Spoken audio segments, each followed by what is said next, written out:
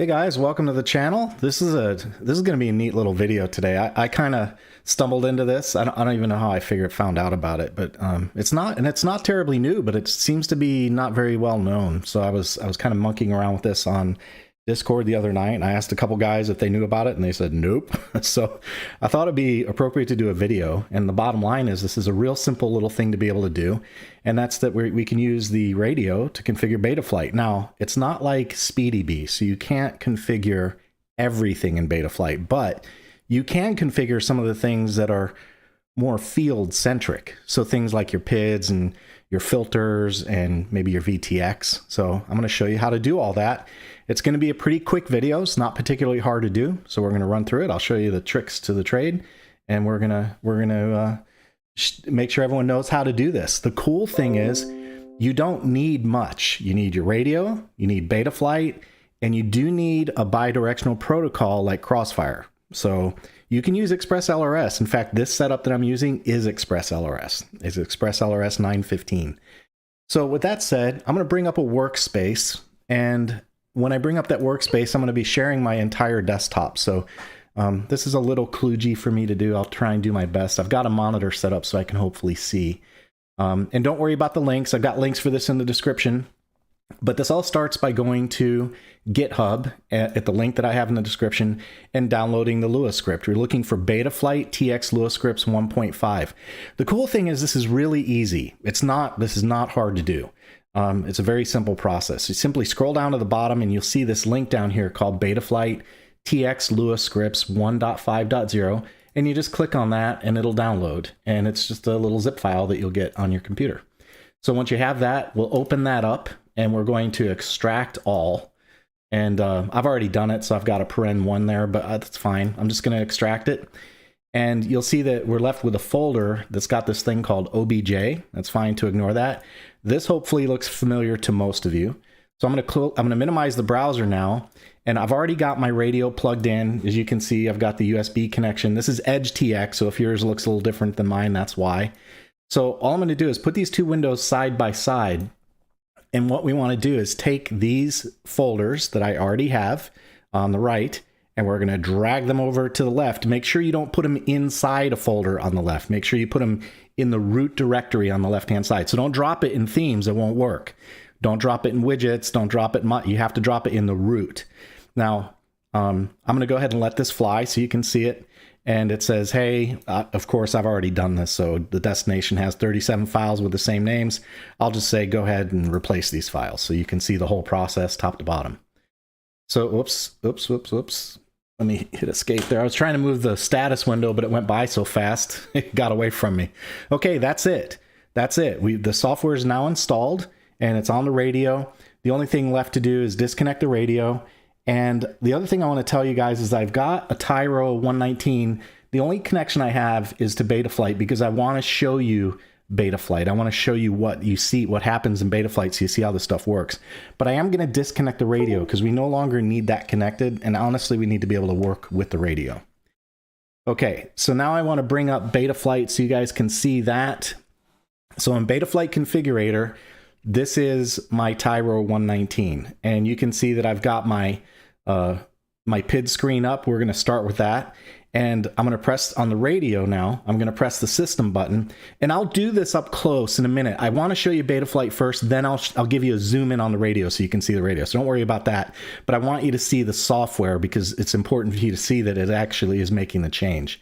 So the first thing I'll do is hit System, and my widgets or tool screen now has Betaflight set up at the top, so I'm just going to select that.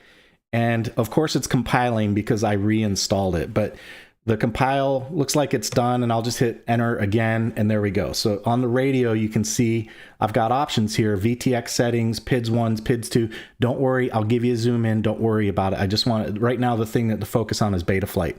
So I'm going to go into the PIDs section. I'm going to click on that, and you can see that it just read in my PIDs. So just to verify, on the radio, what I see for roll is 428535, and that's what I see on Betaflight, 428535. Okay, so now in order to make a change to that PID, let's say we're going to change our P on roll. We want to change our P term on roll.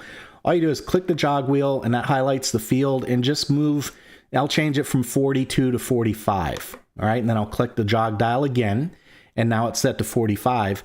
Now, if you look at Betaflight, there's no change there, right? Because what we have to do is send this data to Betaflight. So the first thing we'll do is long press the jog dial and hit Save Page. So click on Save Page, and there we go. It's now sent to Betaflight. Now I'm going to show you the final step, and that's long press again. You can either hit Reboot, or you can simply toggle in Betaflight. You can toggle back and forth on pages to see it. But just to show you that this thing is actually talking to Betaflight, I'm going to select Reboot and click that and watch the Betaflight screen, okay? When I hit, my hands are right here. When I hit Reboot, you're going to see the Betaflight reset. So here we go. There we go. Betaflight just reset. We come back to the PIDs, and there's the roll set at 45, okay? So that's how it works. Everything else that I could show you on here is kind of immaterial because it all goes the same way. It all works the same way. But yeah, very simple. You simply make a change. I'll change P back down to 42, and I'll hit the scroll wheel. Now I'm going to hit save, and I want to show you guys too that you do not have to reboot Betaflight for these changes to take effect. So watch what happens when I click on the receiver tab. And now on the PID tuning tab, you notice how it went back to 42. So you do not have to reboot for these changes to be incorporated into Betaflight. Once you save it, that seems to make the change in the software.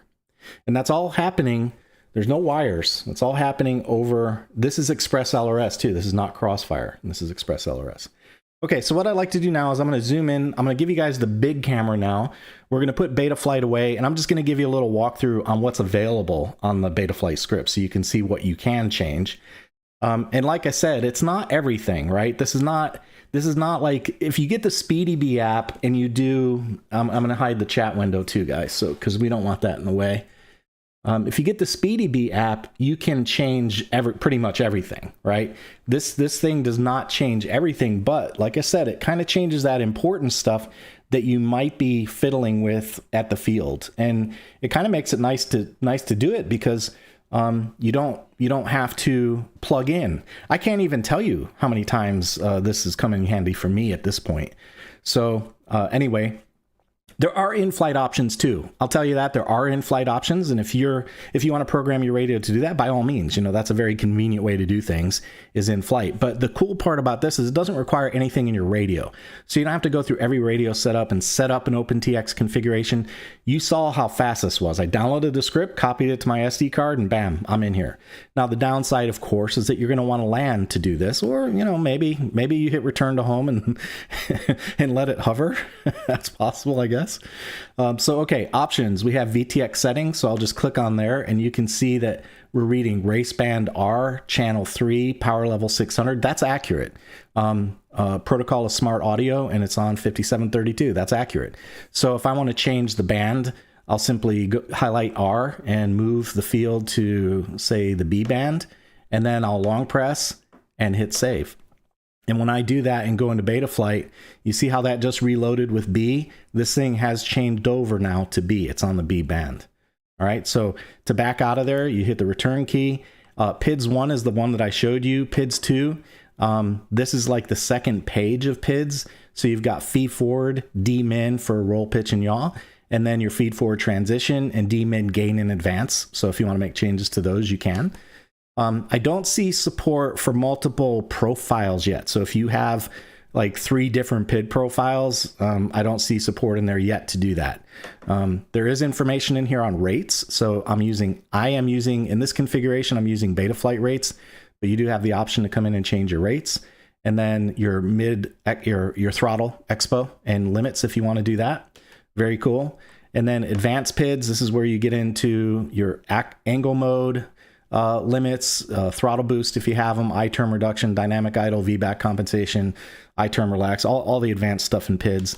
And then there's also filters. You can get in and adjust your filters. So if you, now, I mean, doing this live at the field, yeah, it's a little questionable. I think you need data for that, but it's there, it's there. So if you want to try maybe changing from PT1 to biquad or something, you can click on this and change to biquad, and then you could hit save and save that update to your Betaflight setup. Filters 2 is the RPM filter and dynamic notch. So the notch configuration is in here. And this is current, by the way. This is definitely coming off Betaflight. I'm using Betaflight 4. What is this one? 4.3, right? 4.2? No, it's 4.2.5. And that is current. For that with percent, they changed that from low, medium, high. That is definitely current. So... and then the Q, the min, and the max for the dynamic notch filter. It's all there. All right, and then let's see. I'll back out of that real quick. In theory, are you gonna back out? We're stuck. Uh-oh, we're stuck. That's okay. These things happen. All right, gyro and motor. You can change your protocol from D-Shot from say 600 to 300 to whatever. Unsynced PWM. I'm not sure what that is, but you do. It looks like there's some options for PWM, and I'm really, I'm not sure about that option either. I changed my PWM in the ESC, so I'm not sure about that. But it's there. So if you know what you're doing and you want to make those changes, you can. Looks like I'm getting stuck for some reason. Yeah, I'm getting stuck for some reason. The LUA is getting stuck down there. And then finally in the receiver, you can set your low, medium, and high for your outputs. 1000, 1500, 1900. And there you go. Camera angle. I can't read that one. Was that say interp? I don't know what that one is. So you have to look that up. So there you go. Betaflight setup right there on your radio. No Bluetooth, no Wi-Fi. Works with any Betaflight. All you need is a bi-directional protocol. So you need one like, like Crossfire. So you can send commands up to Betaflight. And there you go, man. You can change your stuff right there on your radio, and no extra hardware required. Probably for most of you, it's stuff you're flying with anyway. So that's it. Let me go ahead, since I'm at the back end now. I'm at the end of the content. I'm going to bring up the chat window on my main machine so I can see what's happening in chat, and then I'll take whatever questions we have, and then we'll wrap it up. So let's see here. Questions. All right. Pete Button says, I love the tech. It's moving. So Pete's first in too. I love the tech. It's moving so fast. Yeah, it is. It is really cool. I'm impressed. Again, I don't think this is new. It's certainly not specific to Edge. It'll work on OpenTX as well. I use the Edge logo because I want to give those guys some airtime. and I'm on Edge. I also want people to know this works on Edge. Los Amato FPV, saludos desde Colombia. How you doing, man? Thanks for joining us from Colombia. NH Jim, hello. Four Eyes. Let's see. Chris, Robert, JDM, hello, fellas. No Fly Zone, troubleshooting on the pits, great flight, 28 watching, 11 likes. Yeah, if you guys could hit like, man, that's really helpful. I would really appreciate it. Just thanks, Robert, for doing that. Justin Levy, would you be able to show off how you set up brightness control on a pot, as well as how to select models with the 6th position? I don't know about selecting models with the 6th position, Justin, but as far as brightness on a pot, yeah, that's pretty simple. As you can see, I've got mine set up. So to do that, I'll just get out of here. I'm stuck. Okay. System. There we go. We'll go into, I do mine on global functions. So all I do is on global function 1, in my case. I set up a backlight, and the options are switch is on. So at the top, you just use on. For function, it's backlight. And for value, I use B2 or S2 rather. And I renamed mine in my hardware settings called BAL for backlight, and then enable. That's it. So there's the backlight control. And as you can see, I can turn that up and down. Let me zoom out so you can see that there's no funny business going on. But yeah, you can zoom out. Oh, let's see here. What's going on? There we go. Okay, so there's a zoom or brightness up and down. So that's real simple to do in global functions. You can also do that in special functions if you want it per radio or per model. But for something like that, global functions to me is the way to go. All right, this is basically the same as fly barless integration. Okay, that sounds good, Freddie. That's for helos, right? I'm shocked. I mean, I'm just flabbergasted that you would be talking about helicopters. Empty head. It's the interpolation, 19 milliseconds. Okay, cool. Yeah, it's probably a field I haven't fiddled with yet. Wouldn't recommend doing any changes in flight. Yeah, it probably wouldn't be all that great in this format. Although I have done on multiple flight computers in-flight changes to PIDs and gains. So to me, it's not a problem. I've done it. Although in this particular arrangement, yeah, I think that'd be a little challenging because when I do it on all the other instances, it's always via the on-screen display. So I'm watching what I'm doing while I'm doing it. So anyway, a great for a nice simple setup you take to the park, no lap. Yeah, Pyrospud, yeah, that's exactly right, man. That's exactly right. So if you just want to maybe dial some things in a little bit, tweak a little bit, it's a great way to do it, right? Nice and simple, no laptop, no Wi-Fi, no SpeedyB, no nothing. In fact, you know, even if you don't want to use it on a regular basis, it wouldn't be a terrible idea just to stick it on your radio just in case. You know, if you're there and you decide, yeah, I really kind of need to make a change. And it takes up virtually no space, and at least you have the ability, right? Heard it helps to change the ELRS telemetry ratio, so for in-flight might be a bit slow. Yeah, it kind of depends. I do have ExpressLRS if you want to see it, but you know, to me, this is always a question about you know, trade-offs. You know, if you add more telemetry and increase the ratio, you make less telemetry. If you reduce the ratio, you add more telemetry updates. And of course, you got packet rate. You can make packet rate adjustments, which will also increase how often the radio is sending and receiving updates. So yeah, you can tweak these things. Yeah, I personally don't have enough range experience with ExpressLRS to be able to offer much of an opinion, but yeah, there are options in ExpressLRS to be able to do that. So you can, right here is what we're talking about. You can change your telemetry ratio. So if things aren't like here's an example. If you guys want to understand the example, here it is. Let me see if I'm pretty sure I have it on here. Scripts, tools, it's telemetry, INAV LUA, execute. Okay, so if I have INAV LUA on here and I move my quad and I'm not seeing updates fast enough, it's one of those deals where you might say, you know what, I really want to have updates more often than that, or more regular. I'm not getting anything because I don't have a battery plugged in, I think.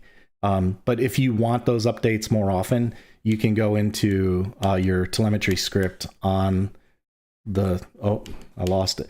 You know, that's, INAV LUA does that, by the way. INAV LUA does that. I don't know if you guys have ever seen that before, but yeah, I've seen that happen before where it changes the color of text. So there, it's back.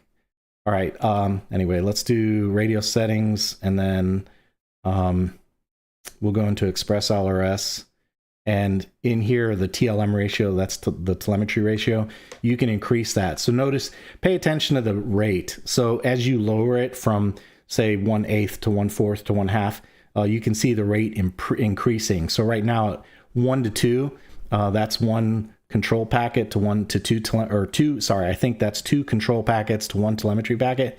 We're at a rate of 1920 bits per second.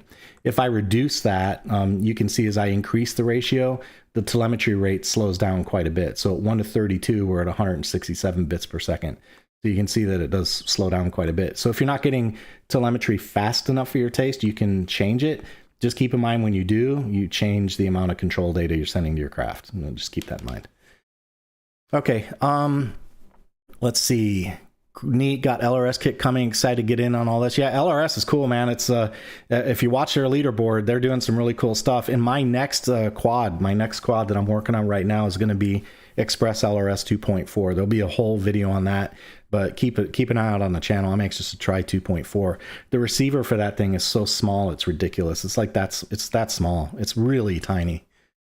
Let's see. Freddie says, I forgot the quad guys have the luxury of being able to take the eyes off without instantly crashing. Yeah, we can, Freddie. They hover well. And there are modes too. Like if you're using INAV, for example, you can put it in position hold and it'll just kind of lock in its place. Empty Head says, helps keep the feed forward signal a stair-step signal when the control link signal hertz doesn't match the interpolation. Betaflights no longer represents a stair-step. Oh, I'll have to fiddle around with that because I do see that stair-step when I'm looking at my logs. No doubt about it. I definitely see that. And I know for FreeSky that's a thing. So yeah, I'll have to fiddle with that. That's interesting. I've been using RC smoothing, I think, to help limit stair-stepping. All right, Robert says LOL, which in turn causes motors to do wild and crazy things. Okay, new nose art for your next helo. The pink unicorn. All right, well, I think that's it, guys. Empty Head, thanks for the information. I appreciate that. And that's it for the demo and the tool. So now you guys know. Go out and get the Betaflight Lua scripts, stick them on your radio, and you can make changes to your Betaflight configuration. And it's even nice just on the desk, to be honest with you. If you're just kind of tinkering a little bit and you want to make a little adjustment, you can. Kind of a cool little thing, and certainly not a terrible backup option for sure. You know, when you're at the field, if you just want to dial something in a little. So there you go. Nice, easy, free, easy to use. Seems to work well. I hope you guys like the content. I'd like to give a shout out to my patrons and say thanks to you guys for helping me support the channel. And to invite you, if you like this kind of information and you want to help me keep moving forward with RC video reviews, you can support the channel by visiting patreon.com/RC video reviews. I have a tier as low as $3 a month. So if you like the help you get here and you want to help me out, that's great. $3 a month, patreon.com. Artur Fernando das Neves. Greetings from Belgium. That doesn't sound like a Belgian name, man, but greetings. Thanks for joining us. JDM says, have got the new sounds on you. I do. Yeah, JDM. I have Emily. Emily is what it's called.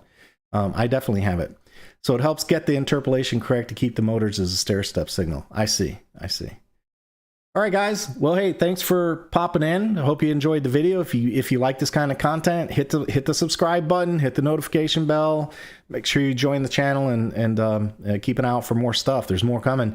And of course, as you know, EdgeTX, lots of stuff happening there. So stand by. Hey, if you didn't know it, by the way, I think it was release candidate 3 for the sound pack drop today. So I put that on Discord earlier. Make sure you check that out. They're doing such a wonderful job on EdgeTX, man. Those guys are working hard over there. So very exciting stuff.